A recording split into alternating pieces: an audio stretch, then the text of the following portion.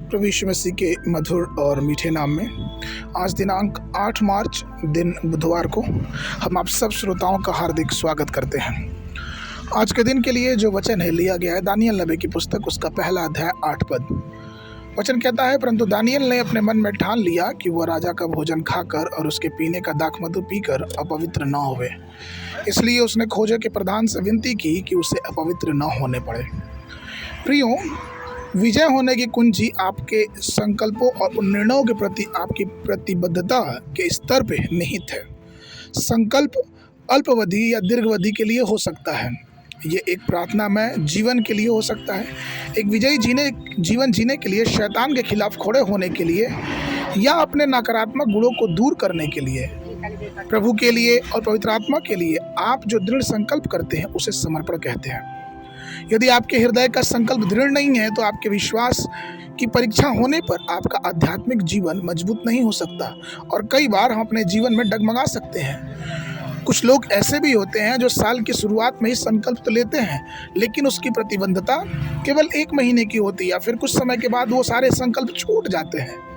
ये इसलिए क्योंकि वो अपने संकल्प में बहुत कमज़ोर होते हैं। जब हम प्रार्थना पूर्वक परमेश्वर के लिए संकल्प करते हैं तो उसे चाहिए कि हम पवित्र आत्मा की सहायता से उस संकल्प को पूरा करने और उसे अच्छा करने में अपने जीवन को लगाएं। बाइबल कहती है दानियल की पुस्तक, उसका 1 अध्याय 8 और 9 पद में कि परंतु दानियल ने अपने मन में ठान लिया कि वह राजा का भोजन खाकर और उसके पीने का दाखमधु पीकर अपवित्र न होवे। इसलिए उसने खोजे के प्रधान से विनती की कि उसे अपवित्र न होने पड़े। परमेश्वर ने खोजे के प्रधान के मन में दानियल के प्रति कृपा कर दी। प्रियो, दानियल ने अपने वचन में मन में ठान लिया। ये ठानना ही हमारे जीवन में एक नई जागृति और एक नई आशीष को लेके आती। जिस प्रकार से दानियल 1 अध्याय 15 पद में कहता है कि 10 दिन बीतने के बाद जब उसने उसके मुंह को देखा तो राजा के खाने वालों के सब जवानों से अधिक अच्छे और चिकने दानियल और उसके मित्रों के चेहरे दिखाई दिए। प्रियो, जब अपने जीवन में समर्पण बहुतायत से कर लेते हैं, उस पर दृढ़ संकल्प बना के परमेश्वर के नाम से हम आगे बढ़ने लगते हैं तो हमें ये पता चलता है कि परमेश्वर हमारी सहायता करता है। लेवावस्था की पुस्तक, उसका 19 अध्याय 2 पद कहता है, तुम पवित्र बनो क्योंकि मैं तुम्हारा परमेश्वर पवित्र हूँ। इसलिए आइए अपने संकल्पों में एक पवित्रता को दर्शाएं।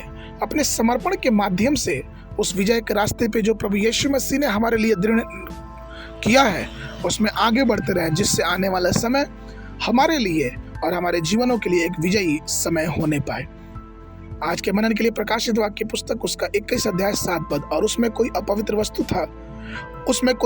वस्तु था घृणित काम करने वाला या झूठ का गढ़ने वाला किसी रीति से प्रवेश न करेगा, पर केवल वे लोग जिनके नाम मेमने के जीवन की पुस्तक में लिखे हैं। बाइबल अध्ययन के लिए सुबह के समय व्यवस्था विवरण की पुस्तक, उसका 5, 6, 7 अध्याय, संध्या के समय मरकुस रचित सुसमाचार, उसका 11 अध्याय 1 पद से लेके 18 पद तक। परमेश्वर आप सबको आशीष देवे।